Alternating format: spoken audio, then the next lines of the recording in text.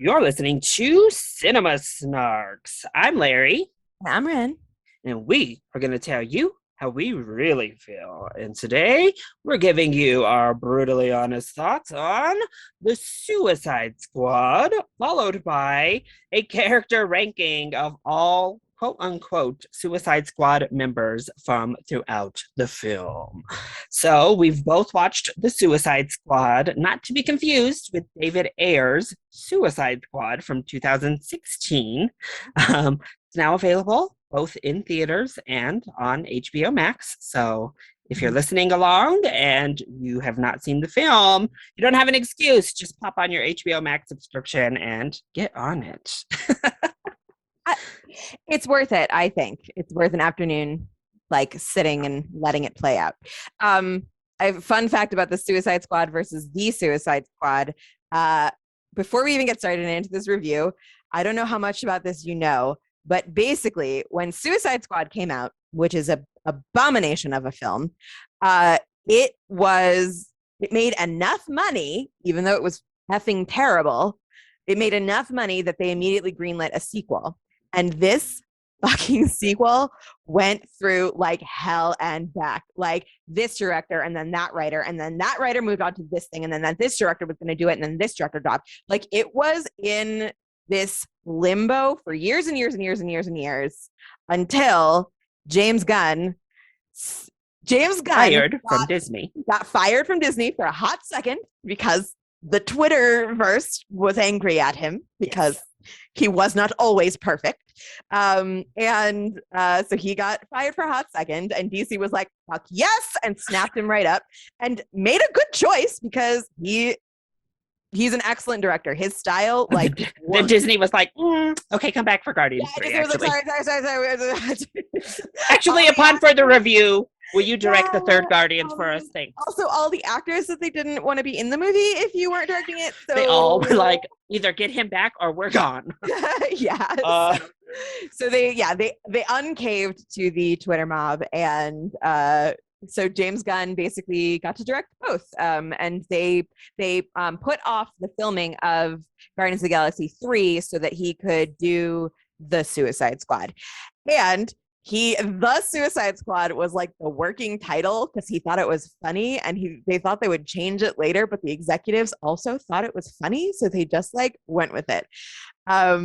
So this movie is not technically a sequel. It is like a soft reboot, and it was hella confusing when I saw a preview for it because I was like, is this a spoof trailer? It's real? And I think that has a lot to do with why it's underperforming at the box office. I think people are quite confused, and it harkens back to a dark time when they watched that one from 2016, so they don't really know if they want to chance it on this weird thing they're seeing. So I will say, if you've seen the original Suicide Squad, I think that this movie does a very good job of like kind of poking fun at the original without it just being a spoof of the original. Like, for instance, the titles are not this like garbage, splashy trailer garbage like titles. Whenever there's text on the screen, it's like artfully created within the image that you are looking at on the screen. Right. And I don't think that necessarily would have been a choice if there had not been so much backlash. And also just like just watching it was like, what the fuck? Why is this happening? I don't understand why these titles are here. It felt the Suicide Squad was edited by a trailer company, and they made 1 2-hour long trailer. So that is why it was horrible. So looking back, just to let you know, first off, I did a live reaction instead of a review on my channel, so you can check that out. But also another shameless plug on my channel. If you would like to see Ren at work in what she does so well, aka makeup work, I have a lip sync video from that 2016 film. in which I do a lip sync as many of the characters, including like Killer Croc and El Diablo, Harley Quinn, and do it to Bohemian Rhapsody. But Ren did all of the character makeup for me on that video. Because terrible writing, terrible editing, and mediocre directing. They want to do so there's some like call for the Ayers cut, and I'm Not like, just some. It is very loud on Twitter, Ren. Again, you're not on Twitter, so you don't see it. And gals, it's mostly guys, I know. You all need to stop. You asked for that Snyder cut, and it was not any better. It was too much. It was way too long. There's a reason the DC we're not fans doing about to come for us. And I absolutely have no interest in watching that incoherent mess happen again. There is no way that it is like better. It might be vaguely more coherent. Okay, great. Might be vaguely more coherent, I guess. Here's the thing. A reboot. David Ayer has not made a good film in a long time. I'm going to say that right now. So even if he gets his vision, I have high doubts that it is going to be a good film. Plus, they've started today, actually, they were releasing snippets of the script to Twitter. We also have this picture of Harley Quinn and Will Smith kissing. So that's a thing that happens in his cut. Everything I've read in those scripts is terrible, and I do not want to see happen. No. It's very easy for you as a director to blame the editors and blame the studio that didn't give you your vision when your shitty movie comes out and it's shitty and everyone hates it. I'm looking at like his director credit list, and I don't see anything that is of note or interesting. This actually just irritates the little part in me that is always upset that men are able to make bullshit over and over and over again and get more and more opportunities to direct, and women can do an amazing job as a director and then not work for a decade.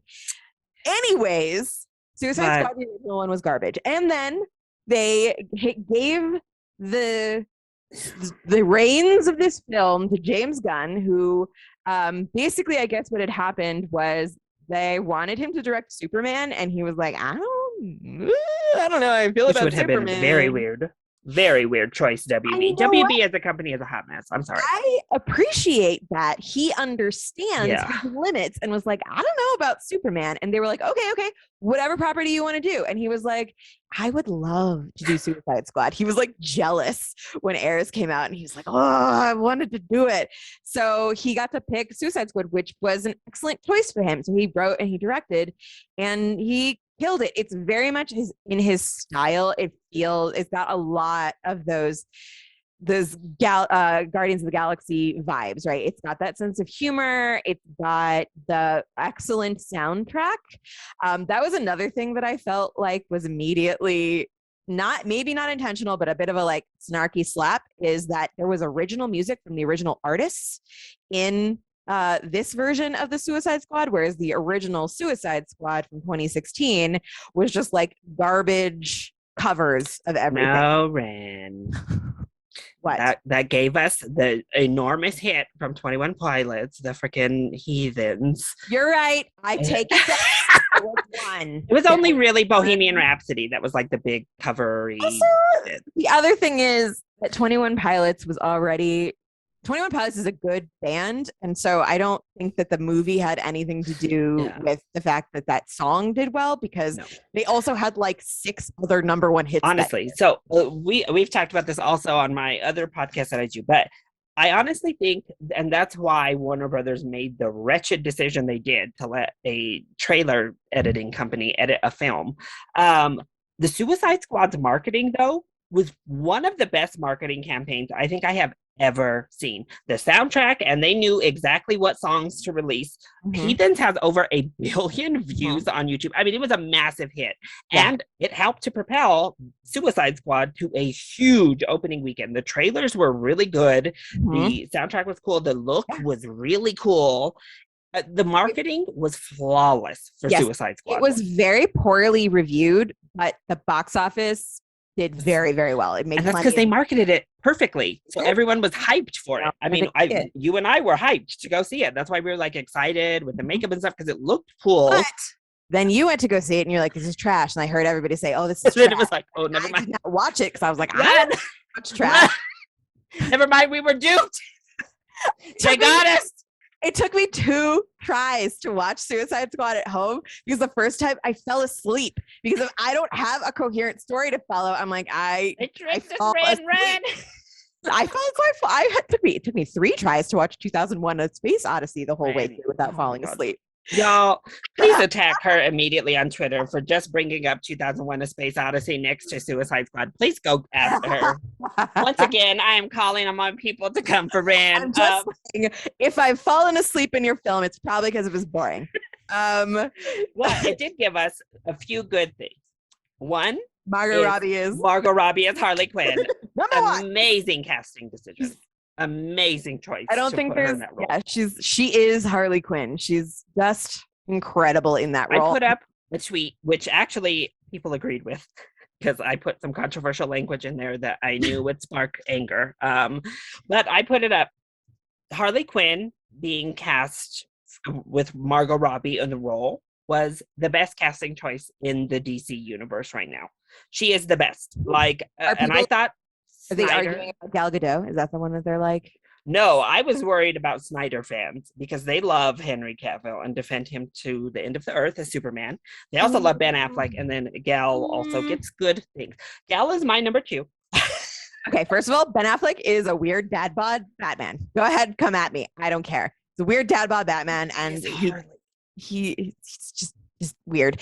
Henry Cavill is like fine as Superman. Could be good Superman if he was given a good script. Yes. Yeah. I mean, he's not being given a good Superman to work with at all. So it is notable that I did not find Henry Cavill in any way attractive until I saw him in The Witcher and was like, holy good God. I see it. I finally, my eyes have been open for the first time. Yeah, my eyes are open. He is now the stuff of my straight up fantasies. It's been years that people have been trying to tell me that this man is attractive, and I've looked at them weird. My eyes have suddenly seen Jesus. And so it was like, I mean, I'm sure it's partially Henry Cavill in that white wig like does something. It's just like great, but it's also he gets to like play a character that is sexy, that has sex appeal, and Superman doesn't. And that's, you know what, that's not Superman's fault. I guess we can just argue about Snyder fans will be mad, but he 100%.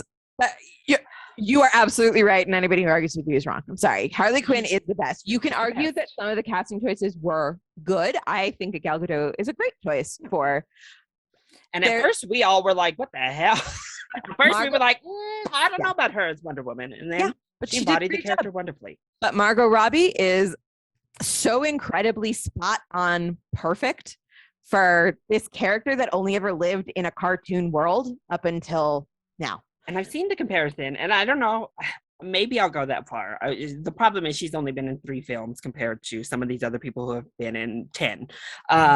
But the comparison to like Hugh Jackman's Wolverine or even Ryan Reynolds' Deadpool at this point, or a few characters who have taken it to that point where even though Hugh Jackman is nothing like Wolverine from the comic books or really from the cartoon that we all love, it's hard now to envision anyone else in that live action role because he was Wolverine. Ryan Reynolds has become so ingrained in Deadpool that it's now hard to be like, who's going to be Deadpool after Ryan Reynolds?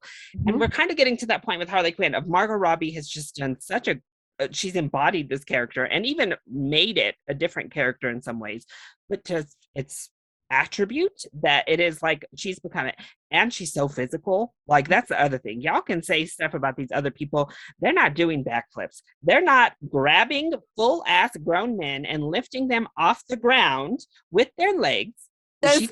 Did Margot Robbie do her own stunts? Yeah, she did her own stuff. The same thing in the first Suicide Squad. The backflips and in Birds of Prey, those things she does are her because we have behind the scenes clips of her doing that shit. I don't think she's a human. I don't think it's possible to be that gorgeous, talented, and like physically capable. And that's what I did. I was like, wait a minute. And she did it. She lifted this man off the ground in this movie. She's done flips. It's insane. So I'm like, again, she's amazing, and they are so lucky that they hired her for this role. Yeah, she's great. But that's one of the big things. The look too, but I actually think this is her. I much preferred the look for Harley Quinn in this movie over the. I wish we had gotten a little more time with that first look because it is a little classic Harley in that jumpsuit with the black and red. And she looked amazing. Yeah. And I wish, because the dress is fun, but I wish we had gotten more of that militant looking suit. That weird like Catwoman aspect. It definitely felt more classic Harley Quinn. And like, so the problem with, I know that everybody loved the Daddy's Little Monster, and like I saw like a bazillion of them at Comic-Con. But the problem with it is that like Harley Quinn is specifically supposed to be like this clown character, this red and black and white clown character. And so to just like change her color scheme like that kind of changes the entire like core of her character. You take away the clowny aspect of who she is and you just kind of like make her something else. Yeah. Which, I mean, again, good on you. It's one of the few things that DC has been quite successful in doing is changing the image of the characters. They did it with Harley. They did it with Aquaman. Your crappy script, your crappy directing, your crappy editing, all of that cannot destroy costumes and makeup that look great. Work that those people did on Croc, all of them. They all looked great. Yes. This film, I think they look great as well. The costuming is once again really good. But we got the characters to be good too this time. We got a script to be good. Yes. So speaking on the returning characters, I think Harley's much better in this film than she was.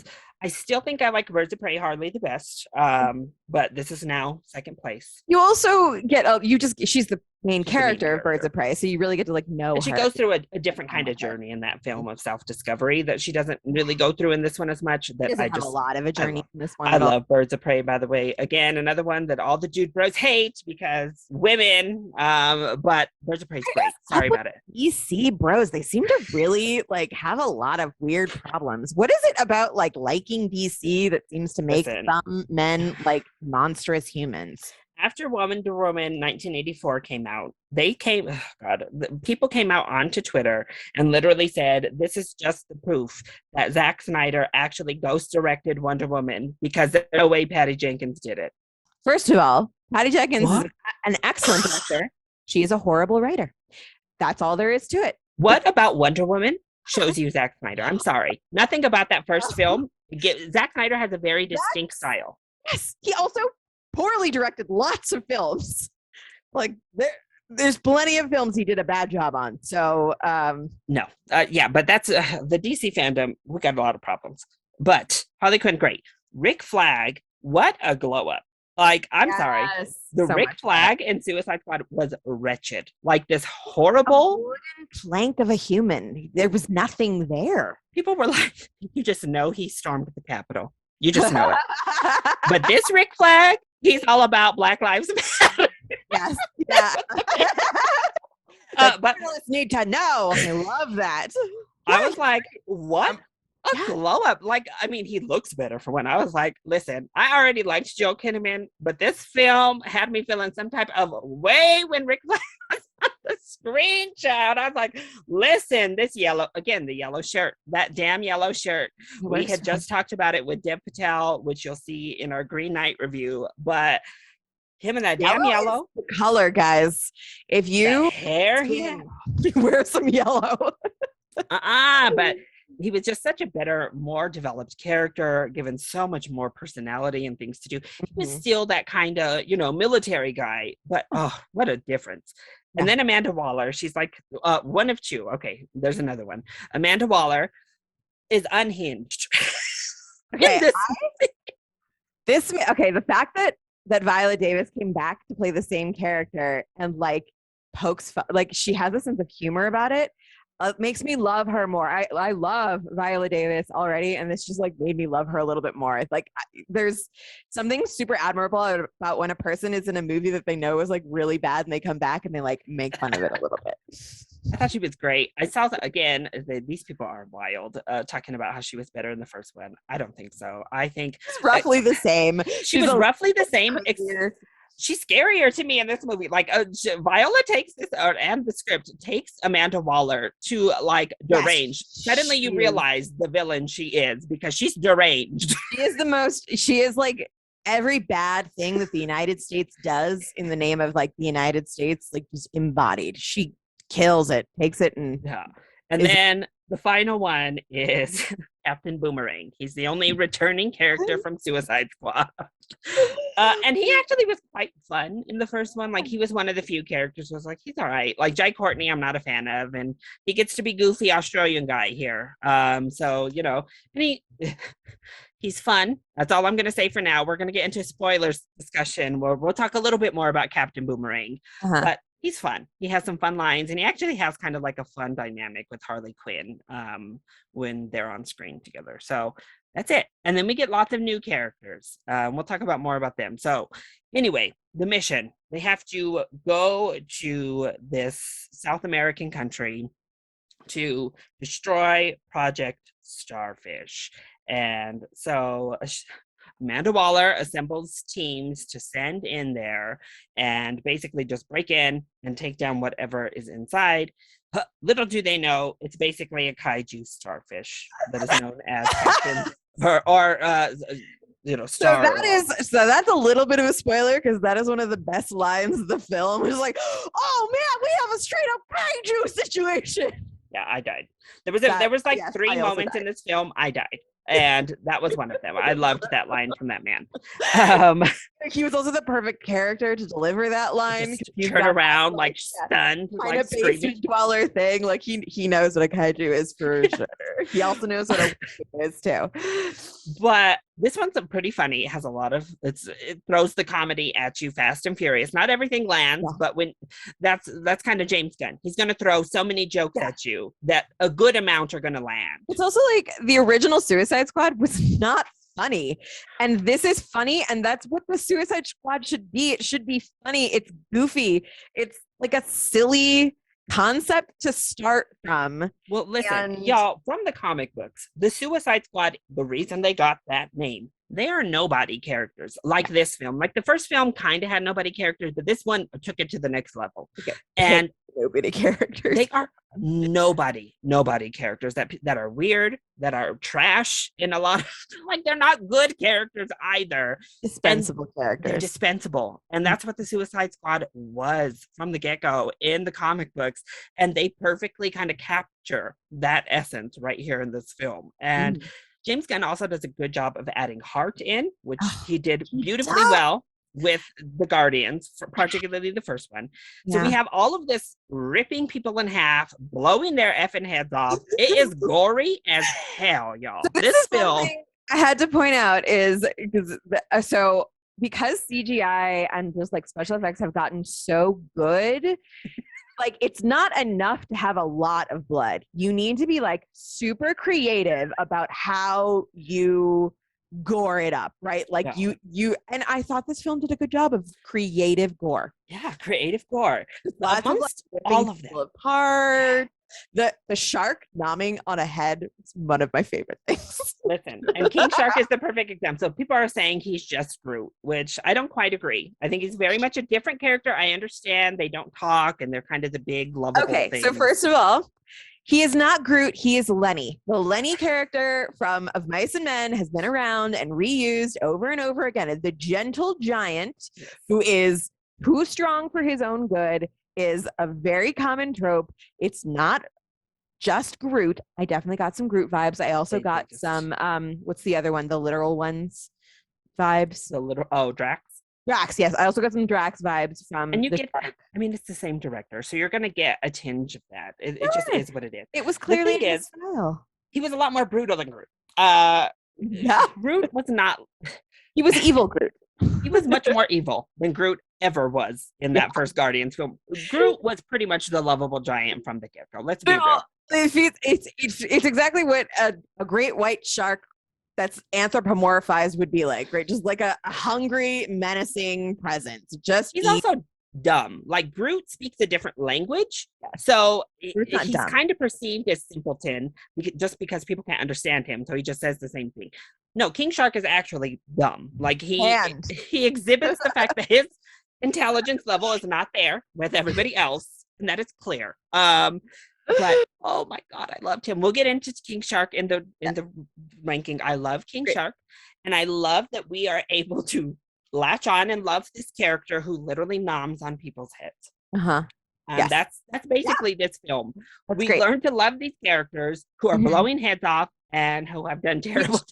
Is a huge part of what was lacking in the original Suicide Squad is that you just don't learn enough about any of the characters to give a shit about them. Like Margot sells no Harley, heart. so you like her because she sells her, and Will Smith is charismatic, and even that is a You little bit also get a little bit of backstory, at least, for Harley Quinn. And the other thing is we know Harley Quinn, so it's a little bit easier to connect to her because you know her deal. You know, like her the Croc, boyfriend. Killer Croc is nothing in that first one. Nope. And even Polka Dot Man, who I went in thinking was going to be wretched, is so good. Like they do so much to characterize him. Ratcatcher too. Yeah, James Gunn said that he specifically picked Polka Dot Man because he thought he was the dumbest fucking character in the entire DC universe. Isn't that so sweet? Sidebar: the actor who played Polka Dot Man adopted a cat who came up to him while they were filming in that city. So it was a stray cat who came up to him, so he adopted him. And then the costume designer from the Suicide Squad made a tiny cat Polka Dot Man costume. Oh my God. So he posted pictures of him with the That's adorable. Polka Dot cat. Okay, other adorable thing I learned about the guy who played Polka Dot Man, little did James Gunn know, when he was a kid, he had this disease that basically made him like kind of spotty, ventimiglia, I think they call it. And so the kids used to call him Polka Dots when he was a kid to like taunt him. And so he got to be the superhero version of Polka Dots. Yes. I love it. Also, really quick, speaking of polka dots, I have to say that one of my favorite choices in casting for this film was the person that they got to play his mother that he sees everywhere in every character. That was so good. She was the perfect choice. It was like just the right amount of funny and ridiculous and good. Yeah. And I loved every time you saw her, it was like, yes. Yeah. So one of my big problems we'll have to talk about in spoilers because it happens near the end of the film at the climax. Okay. One of my other problems is I wish Harley would have been with the group more. That was something I felt. Because if you take out her side mission, nothing changes in this film. Like, I mean, she doesn't really do anything for a good portion. Like, it's cool what she gets to do, but in the overall scheme of what's happening, side story. Her side story is nothing. I'm okay with her side story. And again, we can cover this when we get into the spoilers. I just like Harley with other people. I think she's such a fun character to bounce off of other personalities that I would have liked to see her get to interact with someone like King Shark a lot more. She doesn't really talk to these people much. Mm-hmm. And when she does, it's great. Like there's a joke about a character named Milton near the end of this film that was I think I would have remembered if we so good. It is so good. Also, I don't know. There's a big debate about Harley's depiction in this film because apparently this was happening pretty much congruent to Birds of Prey. So James Gunn he wasn't able to make the script based on Harley's evolution with Birds of Prey. Mm-hmm. He just kind of was doing it on his own. So he didn't really know what she went through. But she has a great monologue in here about abusive relationships that I loved. Yeah. This film to me lacked a little bit of smart Harley. I felt she was kind of just dumb and crazy. And I always like smart, crazy Harley a little bit more when she actually shows that she does have a doctorate degree. Yeah. Let's not forget. And in this, she's like, oh, yeah, you could be Frank. Like when he's like, can I be Frank? And she's like, oh, yeah, you could be Frank, as in like his name. And I was like, girl, stop. Like, what the hell he just said. Like to see, those are the moments with Harley that I'm like, bitch, stop. So that's one of my complaints with the film. I could buy that. But yeah, overall, I think it's a lot of fun. It's a lot of good time. It's a huge improvement over the last attempt at doing the Suicide Squad on the big screen. Yes. And one of DC's best films in their current universe. I'll say that too. Agreed. I think they're starting to make some better choices here and there. They make some better choices. That's good for Zack Snyder. I appreciate he was one of the executive producers. I appreciate that they basically went, we can do better. Wait. We can do better. We can do this. Yes. Because it's such a weird, it's a very strange thing. I can't recall anything cinematically like this ever happening before where a movie comes out and it is terrible And instead of making a sequel like 5 years later, they just try again in the same universe, and they just like kind of pretend like the other one didn't exist. So apparently, Will Smith was kind of supposed to be in this one as like, so Will Smith was supposed to be in this one as Deadshot, and then scheduling stuff, and they brought in Idris Elba, but James Gunn didn't want to make him Deadshot. He wanted to give him a different option, and Idris Elba picked this character that he plays. I'm so glad he did. It's such a good character for Idris Elba, and thank God, because that poor man picks terrible roles. Honestly, we are constantly screaming, fire your agent, Idris. What the hell is going on? Like, you should be a mega superstar, Oscar winner. Like, you should be on top of the world, Idris Elba. And you just continually get stuck into either Heimdall style roles in the Marvel Cinematic Universe. So you're in a successful universe, but you're nothing. Or you're in like the Dark Tower trash. Like, you're in these horrible films. Yeah, this is a great role for him. It's nice to see him so good in it, fit well into a role and like own it, get to act, do his thing. So I think now we should go into spoilers. Great. So we're going to go into spoilers. Come back if you've seen the film and want to hear our talk on spoilers, or if you honestly, this is it for non-spoilers, because when we talk about the characters, we're going to talk spoilers too. So this is it. We both loved it. Watch it on HBO Max. Yes. Now, super fun. It's not any great cinematic masterpiece, but it is certainly a fun afternoon for sure. Please enjoy yourself. Go see this movie or watch it on HBO. How'd you feel about Starro? The villain, Conqueror. Oh, Larry, he broke my heart. He broke my heart at the end. Oh my God, what a fucking line. James, that was my problem, Ren. That was my problem.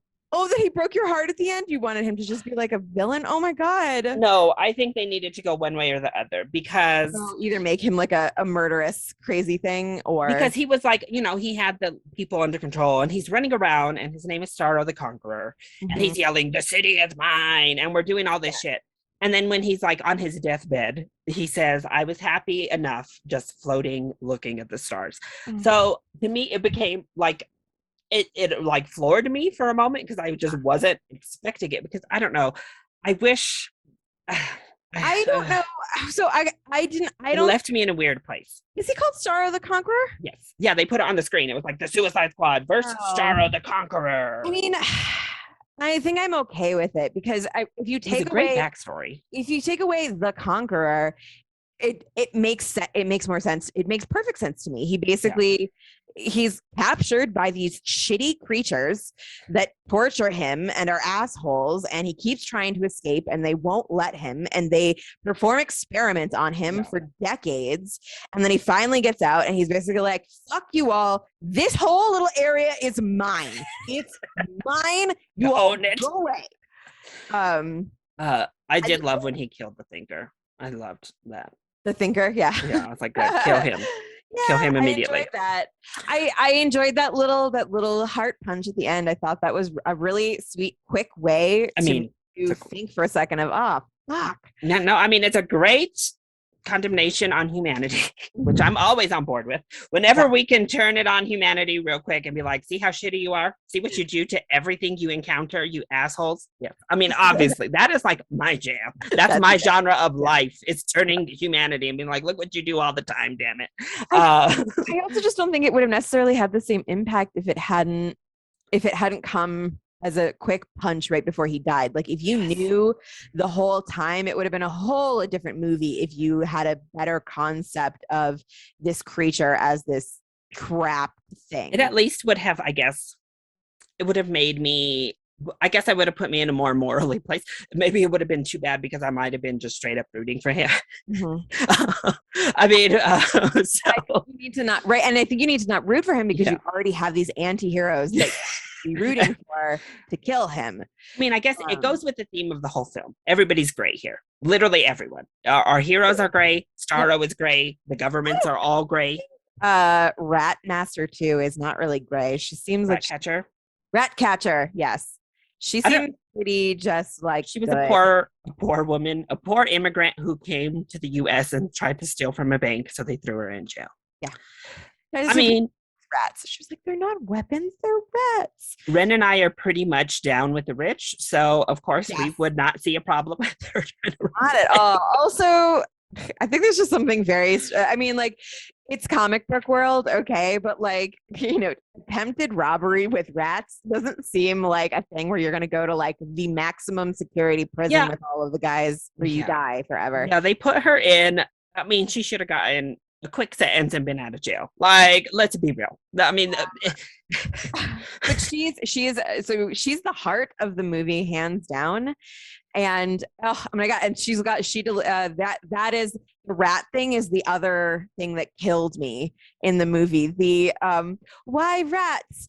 Because they are the lowest, most despised creature, and if they have a purpose, then any one of us, all of us, have a purpose. It's like, oh god, it's so good. little Taika Waititi there for you, Ren. He's always around to like punch me every once in a while and be like, hey, I'm funny and now you're crying. That's kind of like his job.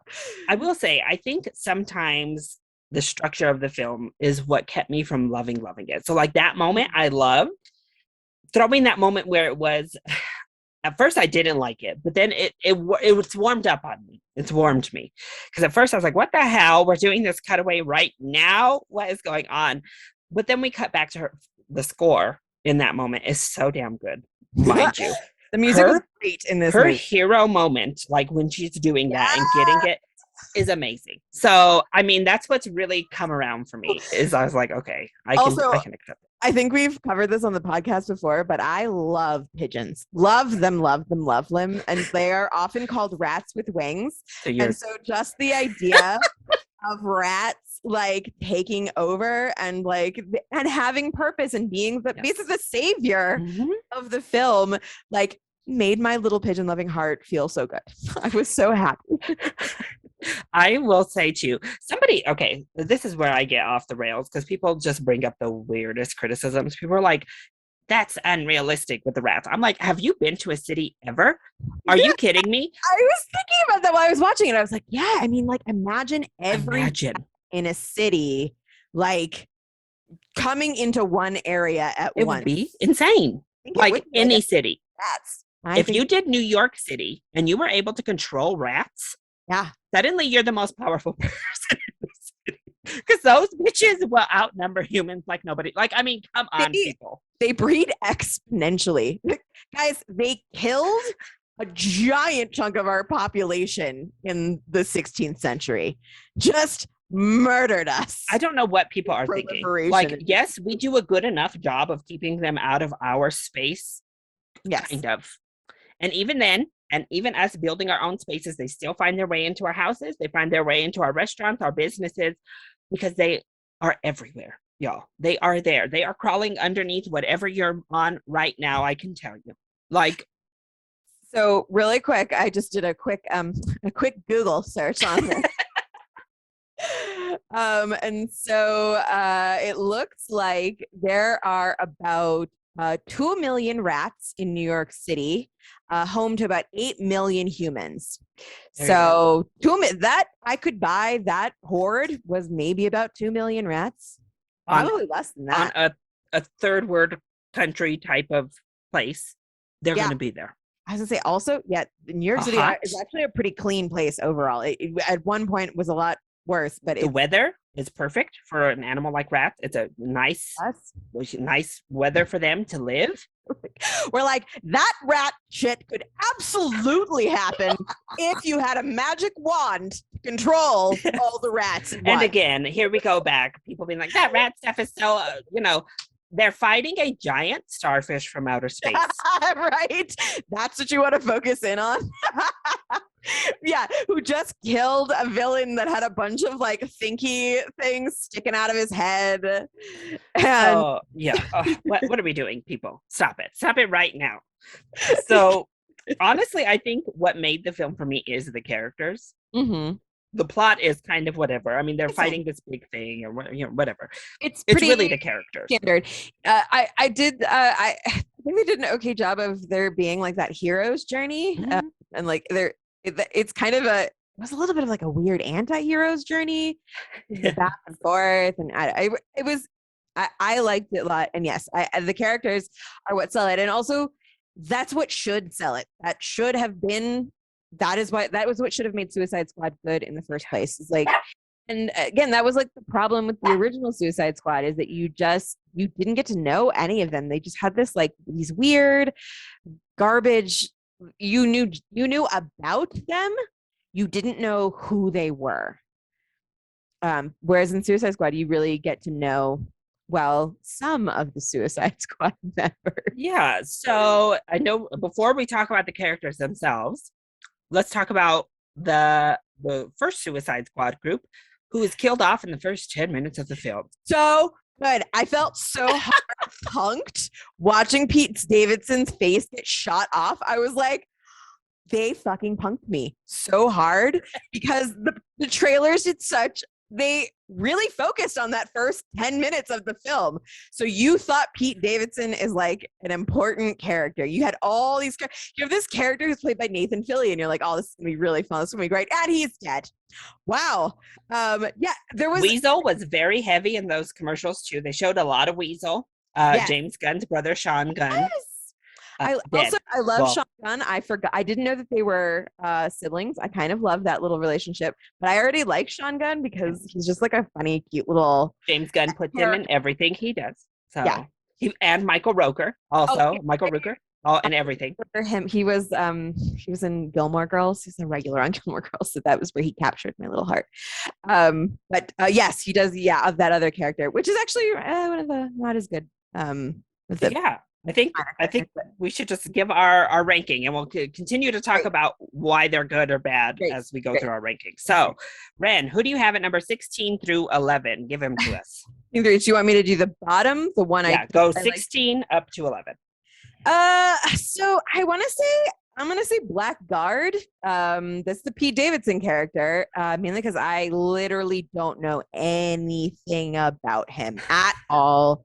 He doesn't do anything cool in the 10 minutes that he's there. He basically is just like theoretically the reason why they're all getting shot at immediately, but also this is a little questionable like plot hole thing. I will throw it out there and be like, maybe this is my like fan retconning for James Gunn's plot hole, maybe intentionally. Waller. Oh my God, Viola Davis's character. Yeah, Amanda Waller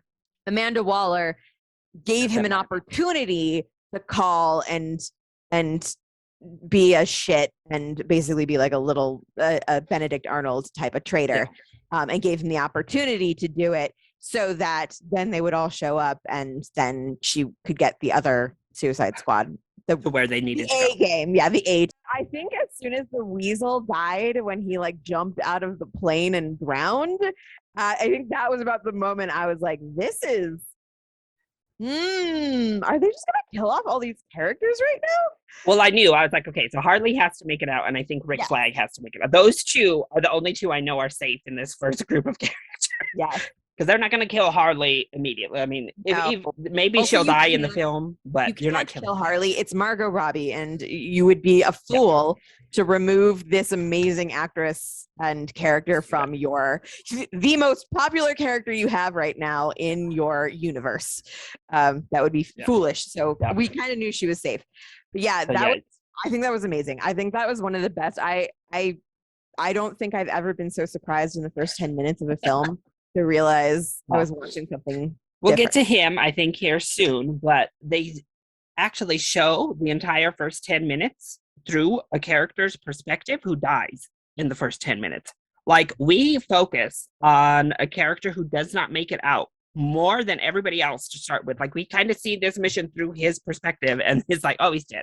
Yep. But okay, so Blackguard at 16. So my bottom was the Blackguard. Okay, and then the next one was Savant. So Savant is the character that you follow. I think Savant gets a little bit higher ranking because he has one cool move where he kills a bird, and then there's that fun irony of the bird eating his head afterwards. Wait a minute, I forgot to bring this up.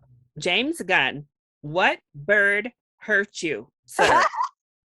What are you doing? There was so much bird death in this movie. And I was like, what is going on? James, who hurt you as a child? He gave that one bird vengeance. He gave one, and then he burnt down an entire aviary later. I was like, But what? maybe he loves birds because that was a villainous fucking thing to do. It's like, damn, like James Gunn, why are you killing birds? So Maybe he loves birds, and seeing them harmed is like it hurts his little soul. So yeah, yes, Savant. so Just Savant because 15. you don't really get very much character. He's stoic. That's kind of his character. Mhm. So Okay. yeah, I just don't get very much from him. Okay. And then he Number- panics and runs away, and it's kind of like. So who do you have at 14? Above that is Weasel. Weasel's another one you don't get very much from, but he actually moved up my ranking a little bit when I realized it was Sean Gunn, and I was like, oh, but he's so cute. So he got bonus points just for being played by Sean Gunn, and Okay. it's just like a weird thing. I also like read about like they were all based on these different characters, and so this is based on like a comic strip, like I think what's his name, Bob the Cat. But like once I read it, I was like, oh yeah, I get that, I see that. That's decent. I can buy that. Yes, yeah, so the Weasel was weird. Just weird. Sort of strange screaming. He has that great moment of just licking the glass. Yes. Which is fun. So I get a little bit more entertainment out of the Weasel. And after the Weasel, I have Javelin. Okay. Javelin is up there because his tool is used ultimately to win the war. He brings the most important thing. And you also get that good moment of him dying and her like slapping him in the face. Yes. Love it. And then I have Mongol because that helicopter move was sick. It was fun. That was fun. Her to like jump on the helicopter and like she took out a bunch of people with her. She also died, but that was fun to watch a helicopter kill a bunch of people. Right. That was fun and creative, and that was like a sick move. She like went for it full on. Then I have Captain Boomerang. That's your number 11? Yes. Because he's just a little bit. He had a cool moves, right? Also, you know a little bit about him because he was in the last movie, I guess. Yeah, he like sliced people's heads off. I was like, oh damn! Yeah. I don't think he got to do anything like that in the first. I don't think he did either. Yeah, so that was kind of fun. That's kind of I always enjoy a good like slice and slide sort of maneuver. Oh, we have a little bit different of a bottom 6, Ren. My 16, I have Mongol. Oh, really? I hated. I mean, she kills Captain Boomerang. She kills people on her own damn team. And she she screams out, I got it! And like, I was like, starts screaming because she realizes she's fucked up. And then screams, and she's like, oh shit, this was a bad idea. I mean, it's funny. The woman who plays Mongol is like a martial arts star. Here's the other thing about how they punked it. I know we're gonna get your ranking. This is the other thing that punked us is we got all these announcements about all of these actors playing these characters, and so we had all these assumptions, and then they killed Pete Davidson immediately. They killed the martial arts star immediately. Nathan Fillion immediately. Speaking of Pete Davidson at 15, I have Blackguard. Yeah, I'm not a Pete Davidson fan, so I was ready for him to get his head blown off and cheered when it happened. Sorry about it, Pete. He was already at a deficit. Then number 14, speaking of the other big name actor, I have TDK. Oh. Detachable Kid is all the way down at 14 for me, Ren, because I was like Harley Quinn. I said, what the fuck? Like when he... And this is where we differ, Larry. I enjoy funny. I get like, what is going on? So many more points for slapping and punching him in the face. That's so funny. And then he just like laid there and screamed as his hands got shot. But I was like, I mean, is he really dead? Because I don't know if your hands get blown. I mean, I guess you die of blood loss. I guess they said that he was like they said he was like out of, they didn't say he was dead when they went through. Okay. I was hoping maybe he would have made it, but no, I mean Weasel did, so who knows. I did like the line, but again, it wasn't really his line when he was like, the TDK is not a name, it's just letters. And he's like, every name is just letter. Good line. All right, so moving along. At number 13, I have the Thinker. He's pretty low Peter on my... Capaldi. I mean, he's fun. He definitely embraced the weirdness of the role. I think the character is just not very well fleshed out, really. Kind of bland. Like, he had a cool look. He obviously was very comic accurate with that look. You also have like all of these amazing villains, and the villain in your villain movie is like kind of subpar. Yeah, he wasn't, I don't know, he just was kind of bland and boring to me. Other people stood out more, even if they had almost no screen time. Yep. Speaking of, at number 12, I have Javelin. Again, yes, I just liked his like interaction with people in the very short amount of time. Obviously, they're talking about a dog on the damn thing. And again, it's just funny interaction. I thought his interaction with Harley was really fun. They have like cute little moments real quick, and I loved his death scene, even though again it was mostly Harley because they like psyched you out. She's like holding his face, just starts like slapping him on the face. But Javelin was fun. He had a cool costume and he had a cool outfit. So there you go. And then finally, at number 11 for me, I have Weasel. He was the one I was shocked about because I saw him so much, I feel like, in the marketing that I knew he was going to be in the whole movie. No, he was not. And his death was hilarious. He just drowned. Well, death. I mean, he lives. So Spoiler. Good. That's hilarious. Like nobody checked. Weasel could swim, right? And like, I think it does a great job of immediately setting up right, because up until that point, it's like kind of funny, but that's the moment when it like really sets up like these are not competent people. These are not like even then at that point is when you realize that oh my god, why can't I remember her name? The evil lady. Oh, Amanda Waller. Amanda Waller. I keep on calling it whatever. Amanda Waller, she's like not fully competent, right? She's like, oh shit. Right. No, nobody checked. Okay. Yeah, I mean, he just has like a lot of really memorable stuff in that first little time he's in. Licking the window when he comes out the back of that truck screaming. Yeah. I was like, oh my God. It's a great noise. It's like, really like, ugh. Okay. My dog hated him, was very upset about him. And then again, he's sitting there like as they're having that discussion about him. And then you just envision him luring and killing children. Right? Like, oh shit, maybe he's the darkest character in this whole place. He's not harmless. He killed 27 children. Oh, okay.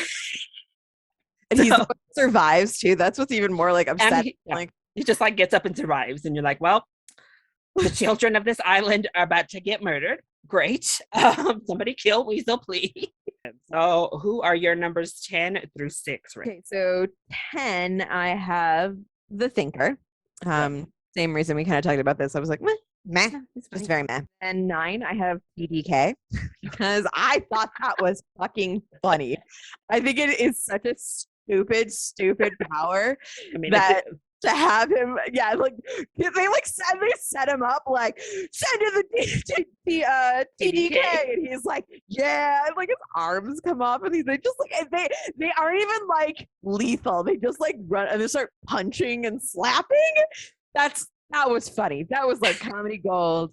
And I was just like happy about Nathan Fillion in general. Of course. There's nothing that man can do that doesn't make me. We saw him at Comic-Con and he's just a delightful human being, and just him on screen is just a delight. So he gets pushed up immediately. I think he's at the top of my ranking of those like minor characters that show up and then die immediately. Above TDK, I have Rick Flagg.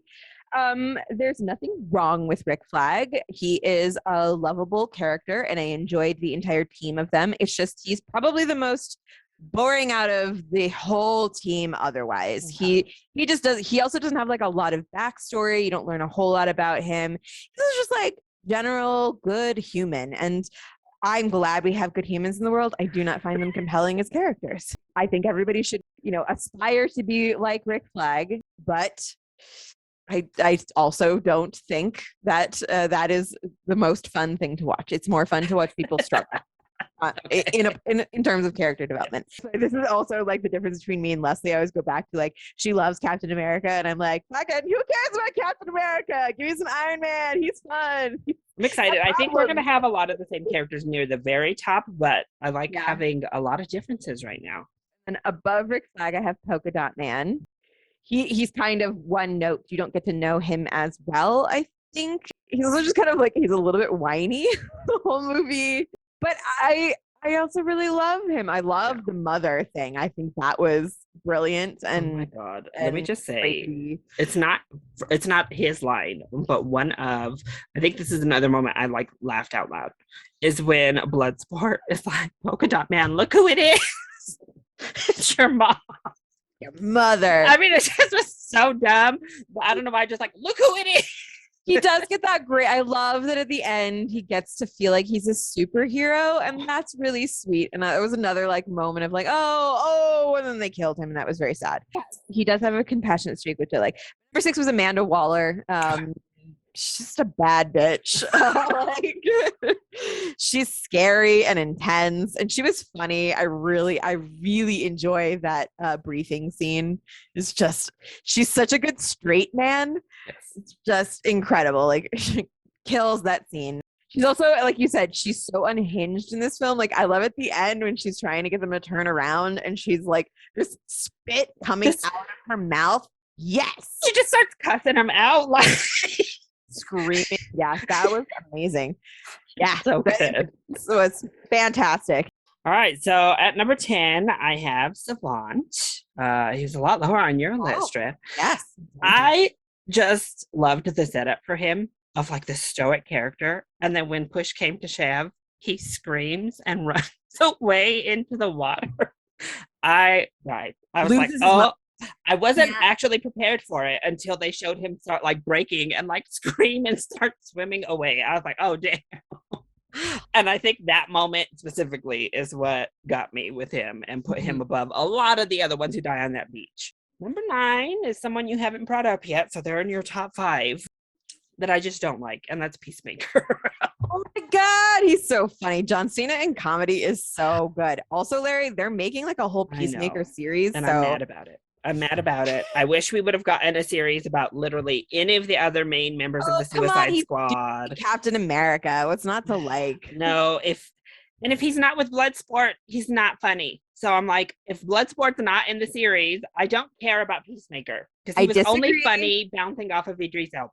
I'm sure he can bounce off of other people. John Cena is funny. Fine. I mean, he has his moments, but again, all of his moments are bouncing off of Idris for me. I just hated his character, which was the point. You're not supposed to like him.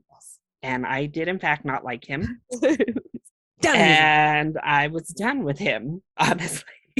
So I'm sorry. I hated Peacemaker. He's lucky he even made it in the top 10. I'm not. He gets just dropped down below, what's her name? Mongol. Just all of a sudden, he's below Mongol. I'm like, literally, any of the other Suicide Squad, give me a damn. I'm screaming off the top of my roof as loud as I can for a Black Canary series. Like, that's what I want, damn it, on HBO Max, not Peacemaker. Give me a prequel for Polka Dot Man. That's what I want to see, is his backstory, damn it. His whole family. That's basically just like the Umbrella Academy, but like a little darker. I mean, it would be dark as fuck if we got a Polka Dot Man series. It might be too much. I don't know. The Academy is already pretty dark. It might be a little bit too much and nobody will want to sit through that much misery. But people really liked Daredevil, and that is a fucking miserable, depressing show. Okay, so I do have one of the people who get killed immediately above Peacemaker, and that is Captain Boomerang at number 8. Wow, really? Why? I just thought he was fun in his limited screen time. I thought the line about the names, I thought the line about the dog, like what the hell kind of dog do you think looks like this? And I don't know specific breeds. That was funny. And I liked his interactions. Like, see, that's the moments when they call back to the first film, that it is a sequel. It's because he already has a relationship with Harley Quinn when they get into the thing, and she's like, hey boom, and like all of that, and they have like this cute little like connection. She tries to save him on the beach, like screaming no, like, or whatever. She does the same thing with Rick Flagg. They already have like a connection, so they know each other previous to this. So but I just thought he was funny. I kind of wish he had survived the beach. He's the one I wish would have survived, but Mongol. Maybe that's why I hate Mongol too, because that's like the one character I wanted to survive, and she killed him. It was all her fault that he died. At number 7, I have Amanda Waller. Everything about it is just great. Viola Davis just killed him in this role. Yeah. I loved seeing her, one, like when she threatens to kill Bloodsport's daughter. And he like comes at her and she's just screaming like, stand down. That's a great moment. Yep. You're like, Great. again, She's and like- as she's saying it, you're just like, oh God, this woman is horrible. Yeah, she does an incredible job of being a fucking villain among a bunch of people that are like super villains. Yeah. Amongst all these people who are supposed to be so terrible, and she stands out as just this Terrible, horrible ass woman. Yes. And I love the little moments where she is just like, did nobody check if or if Weasel could swim, or Bloodsport, why didn't you tell me you had a damn rat phobia? I'm an assassin. That's my advantage to tell you my weaknesses. And then her screaming unhinged. And then I did find it very funny when they just like whack her upside the head with a golf club. I also loved that little actress who had like her little moment, that little extra, that little person they cast. She has her Viola Davis moment. Like, good on her. So happy for her. Get to a damn monitor. Yes. Honestly, I liked a lot of the stuff with them. I love when they were taking bets too on who was going to die. I thought that was really funny. Yeah, the team was fun. And that's another thing like you didn't get in the original Suicide Squad. Like Viola Davis's character doesn't give a fuck about her. She murders all of them, I'm pretty sure. Yeah, she kills them all. Yeah. And in this one, she's got like a team. Like they're all working together, and you feel like this is like a whole like an office. It's like a group of people. She didn't kill them after whacking her upside the head with a golf club. No, they're her team. She's gonna get them. Like that's the thing. That look she gives at the end of the movie after you're like, they're in for it. She just didn't pull out a gun and shoot them all at the end. And then at number 6, I have Polka Dot Man. I actually liked him a lot more than I thought. I went in like, okay. One, he was one of the most powerful people on their team. His power was legit. Lethal, man. They just solved things. It was like, oh shit, okay, he's legit. Okay. I will say it did seem like they underutilized him, like logically. He definitely was super powerful and could have done a lot more damage than he did. Yeah, he doesn't do all that much in the grand scheme of what he should have done for a team like this. Because a lot of them don't have big powers, and he's one of the few who has like a big showy power. Yeah, like compared to like Bloodsport, Harley, and the other one, Captain Fuckface. What's his name? Captain Fuckface, Peacemaker, Rick Flagg. Yeah. Their power is that they're like highly skilled humans. He literally has like a power, actual superpower. Yeah. And I loved his backstory that we did get, like you said, the parts with his mom, like in the club when he's dancing, and then it's all his mom around him. Oh, I mean, I just loved seeing him happy for a moment. And it's like such a small character that makes you like feel for them like that so quick. I thought was great. And he's the only one who cared about anybody who wasn't on the team, like Milton. He was the only one who cared about Milton. I do have to say, I know, I almost asked you if you could put Milton on ranking because poor Milton. That was really funny. Like Patrick pointed it out as they're like running into the building. Milton like has a bag and is wearing sandals. Milton. I'm actually shocked Milton had a bigger part than Alice Braga's character, because I thought maybe she would have the bigger part. She's like the leader of that little military group trying to take down the government. Oh yeah. He had a bigger part than her. He was like much more memorable than she was. Partially because of that. But yeah, I love the way he went out. Oh, poor little polka dot man. But we loved you while you were here. Yeah. All right. He also like wanted to die, right? Like that. So there was a little bit of like, and I was like relatable when he turned to Bloodsport at the beginning and said, "I hope so." When Bloodsport says, "Oh great, we're all gonna die," and he says, "I hope so." Yeah. Like, oh shit. So top 5, Ren. Who do you got? Top 5. Okay, so number 5, I have Bloodsport. You know, he's a human.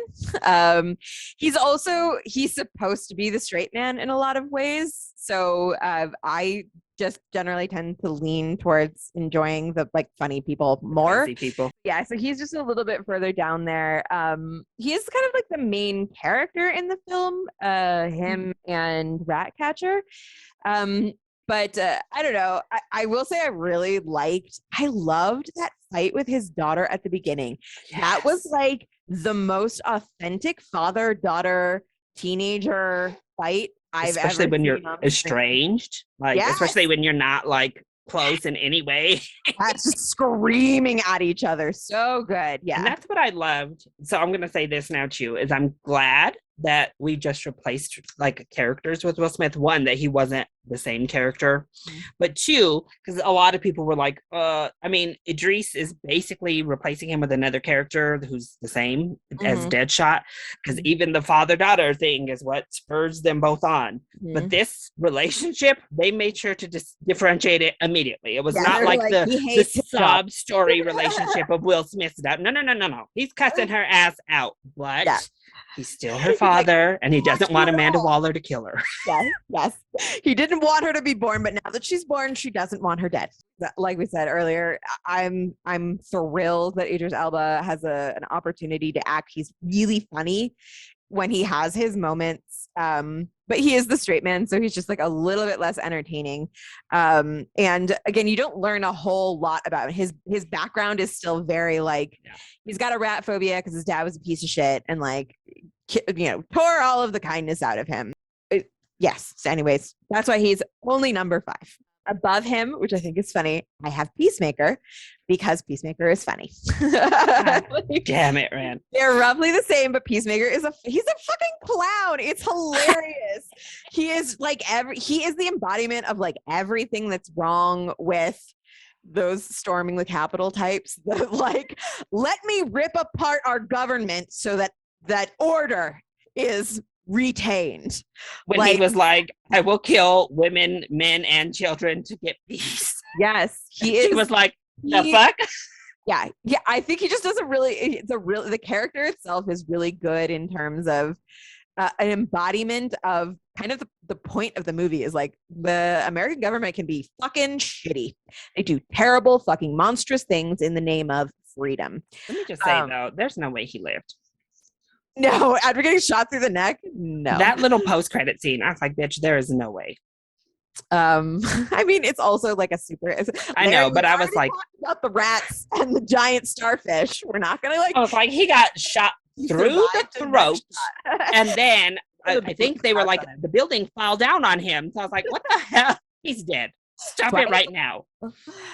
Also, I just have a soft spot for John Cena as a funny person. I generally like wrestlers post wrestling career. This is a redemption from Fast 9 because he was terrible in Fast 9. I see. This is the thing, Larry. I haven't seen any of the Fast and Furious movies, so I just enjoy John Cena. What was that movie that I saw where he was the parents and the daughters were virginity? That was funny. That was like the first time I really saw. I really liked that movie too, and I'm blanking on it. One was good. So yeah, I really liked Peacemaker. I thought he was funny, and as a character, he represented a core piece of the film. I also thought it was really funny that Peacemaker and Bloodsport have the exact same backstory. That's really funny.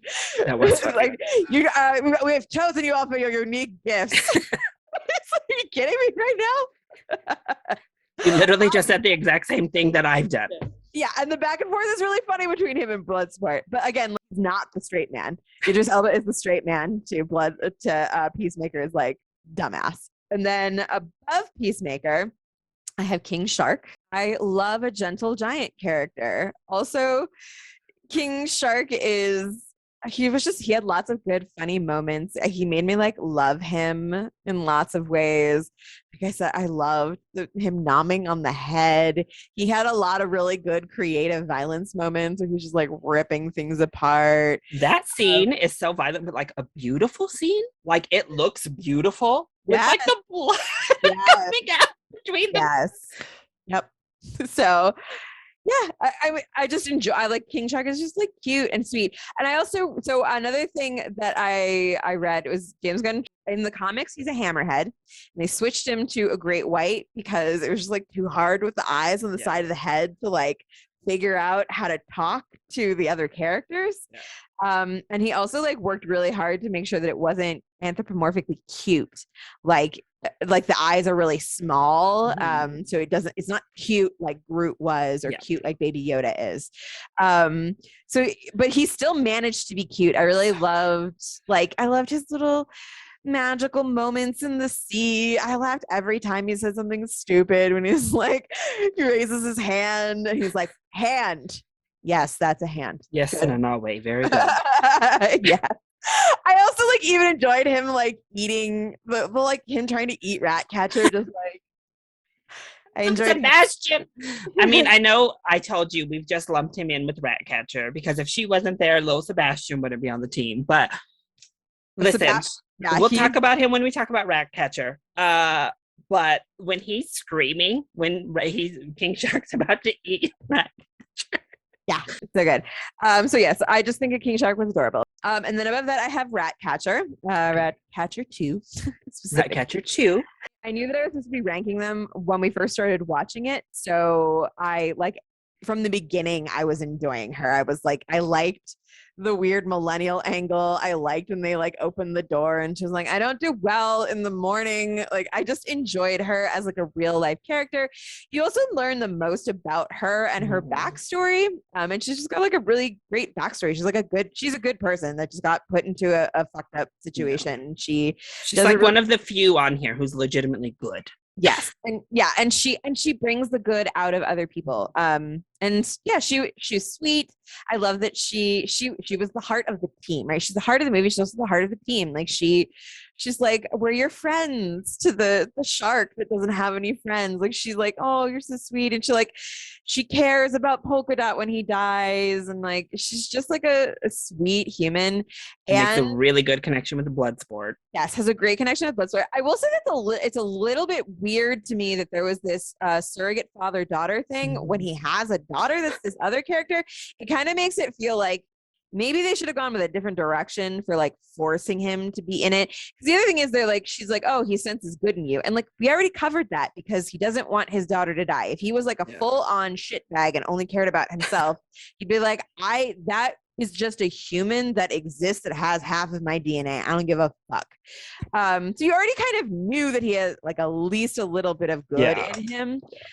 So yeah, I thought that was a little bit of a strange choice. It felt like you were doubling up on the dot. Like it was like, you don't need a pseudo daughter. You have a real one. Maybe connect with her. So that was a little bit strange. But yeah, I liked her little backstory. She was very sweet. I liked her little rat thing. And honestly, Sebastian, her little rat, like just shot her up to the top of that list. Because no matter if she was terrible. The rat is so fucking cute. I don't know. It's like what I have like a weird, I'm not Bloodsport, but I don't like rats. And I loved little Sebastian. That rat was so cute. And I like rats. I think they're sweet little cute little animals, but this was like specifically very, very cute. He kept waving at everyone. That's so cute. When that woman looked so why is he waving at me? Yes. I guess because he's friendly. He is just a friendly little like rat. So cute. I loved it. I was like, if anything happens to Sebastian, 0 out of 10. I hate this movie. I will be pissed for life if anything happens to this little rat. It's very cute. James Gunn managed to include adult Groot and baby Groot. James Gunn. All right, I guess we'll talk about our number ones last. So I'll do my 5 through 2. Great.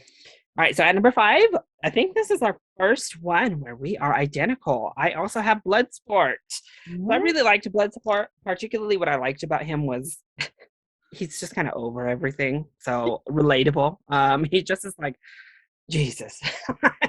That's his character the whole film, basically. He is exhausted. God, what is wrong with these irritated people? Yeah. And calls Ratcatcher like a stupid little idiot when she's like trying to be friends with King Shark. But I did like the moments of humanity we get with him. I liked his little relationship with Ratcatcher, and the relationship they start kind of hinting at with Harley Quinn until she doesn't know his name. So there's but I also like when he well, that's very patronizing. She's like, I could go back in and you could come and save me. And he's like, great, that's very patronizing. Let's go.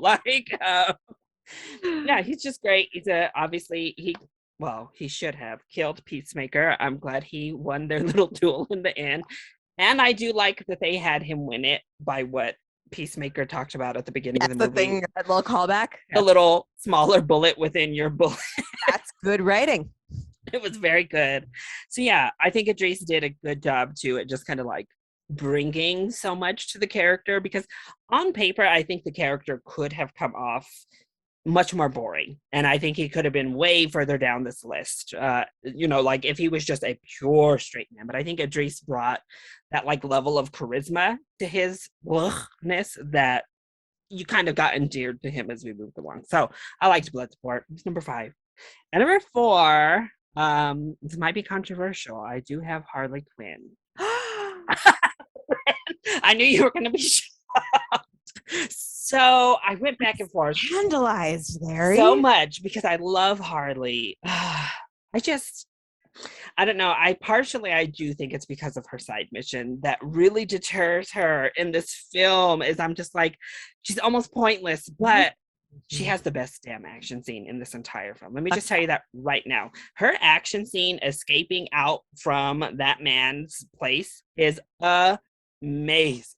And again, when you find out that Margot Robbie does like all her own stunts, it's even more amazing and allows the camera to stay on her to do these shots so well. But I loved the whole animation sequence as she's like going through and there's like birds flying around and flowers are sprouting out. I was like, did she get drugged? No, it's just her crazy mind. She's just very strange. It starts when like her mind like animates to where the javelin is. I loved that line too, when she's like, I'm waiting for God to tell me what to do with this. And Jesus Christ. Oh, him too. Any of them, really. Yeah, like I said, I loved her slapping Javelin at the beginning. It was a really cute moment when Rick Flagg comes back to save her, and she's like genuinely like, "Oh, wow, okay, yes, I love this." And then that speech is really great. Yeah, it's good writing. About again, and I love what he did here. Flag. Actually, is that he took it over the top, talking about, why don't you just leave, Harley? But when you have as bad of taste in men as I have, they'll kill your dog, they'll, do whatever, or they'll tell you that, the music you like to listen to isn't real music. And I don't know why I loved that last line, because I think it's just like a really relatable mental abuse thing that people go through, particularly women, and particularly not even in relationships. Men do this to girls at such a young age of trying to demean what they enjoy, whether it be music or movies or whatever. But also just like questioning, like it's like you're not a real fan of X. Yeah. So I thought it was just really good to bring it from the big levels of abuse of, they'll try to kill me or they'll kill my dog or something really mundane, but it's just really relatable to particularly girls in our society, period. So, and the moment was just great. She looked amazing in this movie. I loved her outfits. It's just I don't know, those little dumb moments also got me a little bit. So there was things I loved about Harley and things that I was like, I just wish you were in it more. So you moved her down in the ranking because you wanted more of her, Larry. Yes. Come on. And now you'll be really scandalized, Ren. Because at number 3, I have Rick Flagg. So above Harley Quinn. I've got all the way down on my list. Okay. So basically we swapped Peacemaker and Rick Flagg. That's who we basically swapped in our rankings. I have Peacemaker low, you have Rick Flagg. I just really loved his character this movie. I did not expect to actually be like upset when he got killed. That was a really good death scene. That was really good. And I loved his last line of Peacemaker. What a joke. Like, I think that was such a good last line too. I like the reason that he died too, like fighting for something that is really important. Yeah. Like, again, he had such a good arc this time compared to what he had before, which maybe did it. why is Harley just going along with these people who kidnapped her and is gonna marry this man? Like, girl, I mean, I know you have bad taste in men, but what the hell's going on? Like, I don't know. Kind of wish Harley would have got together with Rick Flag. It definitely seemed to be the like a little bit That of the vibe. that little connection, and that made me a little bit more mad because I was like, this is a relationship I could get on board with. But I think okay, so and we'll get to because obviously my number one. Yeah. But like the thing I think that's important. I think the whole point of Harley Quinn's like reinvention between this movie and Birds of Prey is that she needs to stand on her own and relationships need to not be like she was an accoutrement to the Joker. She needs to be her own badass on her own. Yeah, I like her finding friends and things like it's so important when you are like breaking up and you're leaving an abusive relationship to like find yourself. And so I think that's why I still love Harley Quinn the most because that is her in Birds of Prey, which I love. So that's why I was like, I think that's why that's still my favorite Harley Quinn because that's her whole point in that movie. And we're only mostly focusing on her. We have other girls, but it's a Harley Quinn movie.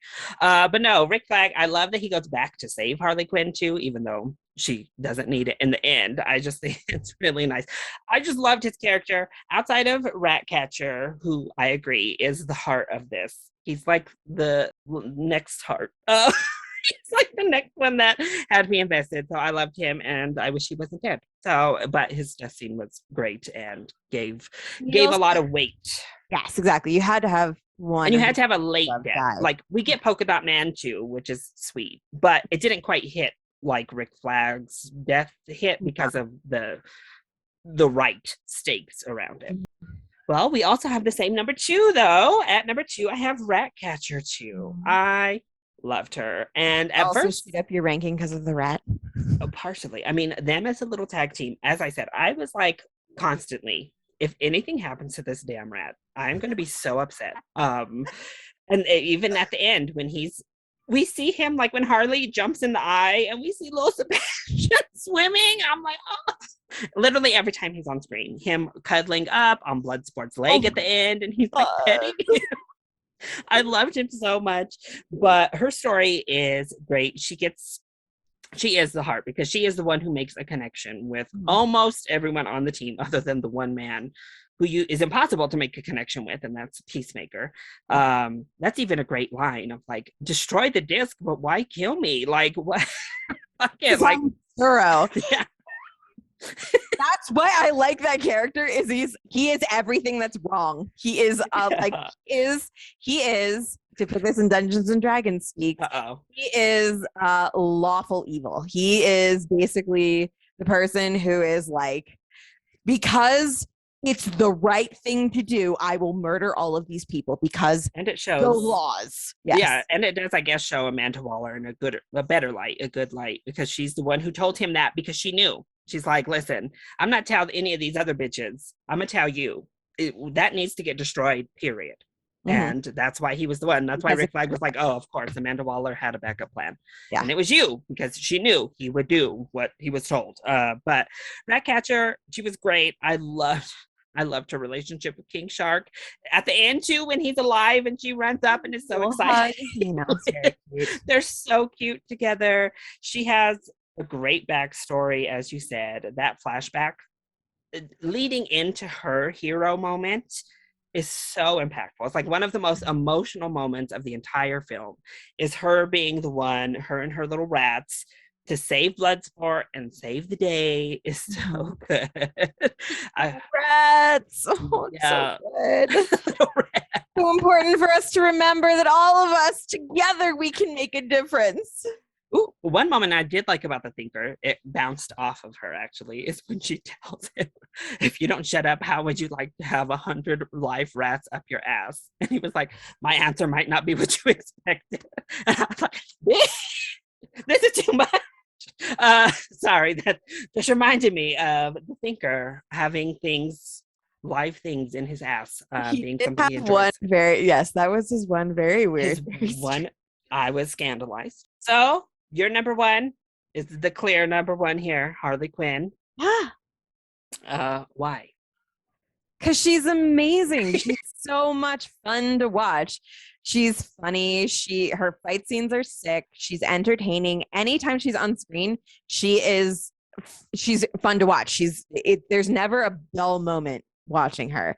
I really liked her side story. I am totally okay with the fact that they like separated her out and they gave her her own little moment, because there's even this little part of, even while I was watching it, I was like, oh my god, why is she, this guy's a villain, oh why, and I don't want her to be with a guy. I mean, we want her to be happy, but like, oh, this is weird. Is she gonna be the queen of this? Is she gonna be a villain now? And she shoots that dude in the second chest and has that sick ass monologue that is like, it's so, and like, it's not even just like, like, I've never been in like a super abusive relationship, but I've been in plenty of just like straight shitty relationships.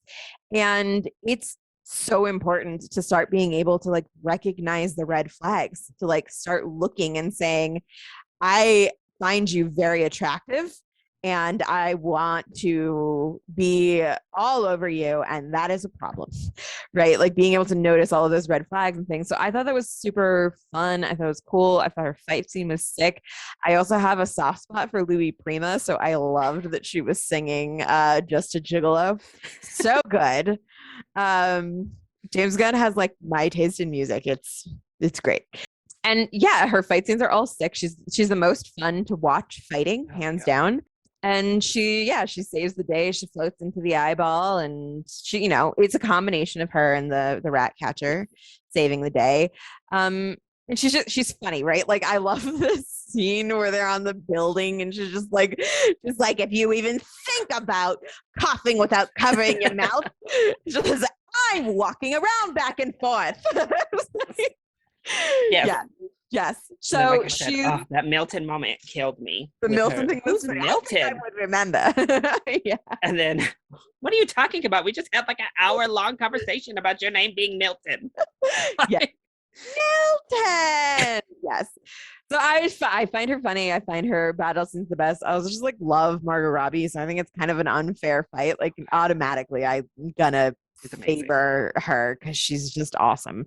She's an inhuman being. It's not fair. I mean, it truly is not fair. She's an alien or an angel, something that is not of this earth. It's just doesn't seem possible. When we talk about somebody who should not be able to have all of that, I mean, Margot Robbie, that's it. Is this? It's like, so you can't even be jealous. You're like, it's impossible to be like that.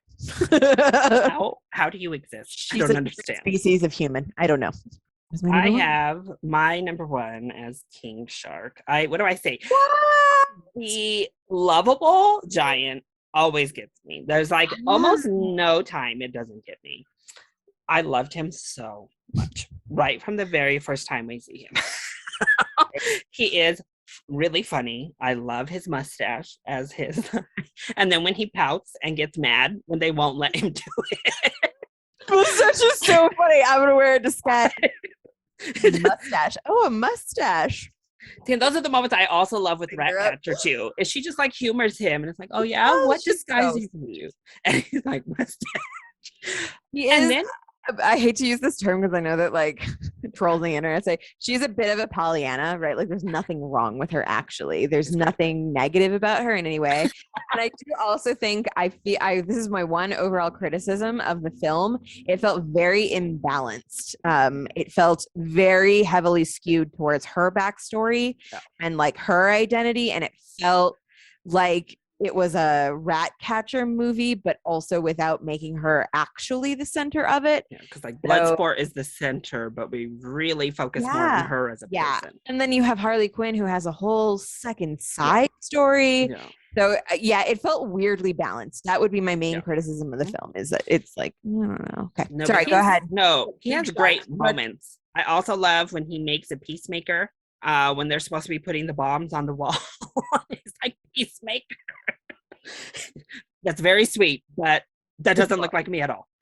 And he's lonely. That's like his main theme of the film. Sweet. Lonely. So when he's like looking out the window and he sees the people in pairs And then they keep leaving him so because he can't go anywhere. So they go into the club and he's just under his little tarp, sad, listening to the music. But then even when they can take him places, so like after they put those things up, he's just by himself. He like turns around and nobody's there. So I'm always like, oh, I love you, King Shark. He also like it's partially his fault that he's by himself a lot because he just wanders off. Just does his own little thing. That moment with those weird little creatures was everything. When he sees them again, the score is great. I loved those little weird monsters, even when they do try to kill King Shark. That was weird. That was a weird, like, I don't know what those are, and they never really explain what they I are. kind of wish they would have just still been friendly, but because they were just so damn cute. I actually thought he was going to free Starro when he first got to that, because I was like, Starfish, it's going to be. I thought he was going to, like, discover his origins in there. Oh, I mean, that would have been great. But he's like, but he's a Or he was god. going to find, like, another shark lady just like him in that Oh my tent. god, if there was a shark in there, that That's what I thought was going to happen. Or some other sort of, like, half fish. I saw somebody, and I realized this. I saw someone say that a negative was that like King Shark was basically invincible. I mean, because he's a descendant of a god. They'd established that early on. They're like, he's a Superman. What are you fucking talking about? he's a descendant of a god. They say it. So With bullets Wonder aren't going to Woman. kill him. He falls. Plenty of Cool. invincible. Yeah, he's invincible. fine. He's fine. And I didn't want him to die, so I was glad he was invincible. I did love, again, Idris, King Shark, monster, nom nom. Nom nom. So cute. And then him with those soldiers at the end. Nom nom. No. No. No. I don't No. know. I just loved him and he stole my heart every single time he was on screen. And so, yes, he might have been simple, but he was my favorite. He's the one I've gotten a Funko Pop of because I loved him. I mean, I have a Harley little Funko, but not from this film. Yeah, those were our rankings for the characters. We had quite different rankings here. Yes. Here and there, we had some of the same, or at least in the general area. But yeah, let us know first, what did you think of the Suicide Squad? I can't imagine you disagree, but do you agree that it's much better than the 2016 version of the film? And your fool responses that try to argue that the 2016 version is in any way, shape, or form any good.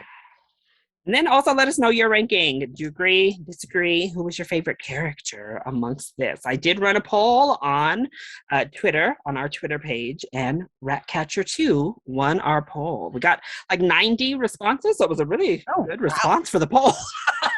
And she handedly won. So the people love Ratcatcher. Those people listen to our podcast. Make sure you're listening. Don't just vote. Click play. But if you do want to follow us and have a place to let us know what you think and vote, usually I try to put polls up or, topics about what we're speaking on. So if you want to have your voice heard that way, make sure to follow us on Twitter as well as Instagram at Cinema Snarks. Ren, where can people follow you? They can find me on Twitter at Ren Manley or Instagram at WinniePooh13.